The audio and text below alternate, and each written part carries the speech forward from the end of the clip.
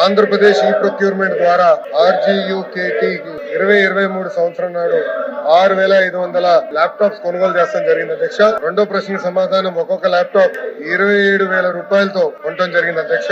మూడో ప్రశ్నకు సమాధానం అవునండి. నాలుగో ప్రశ్నకు సమాధానం ఈ అంశాన్ని దర్యాప్తు చేసి చర్యలు తప్పనిసరిగా తీసుకుంటాము. గత ప్రభుత్వంలో 6,500 ల్యాప్టాప్లు కొనుగోలు చేస్తే దాదాపు 1,120 దానికి కంప్లైంట్లు వస్తాం జరిగింది అధ్యక్ష.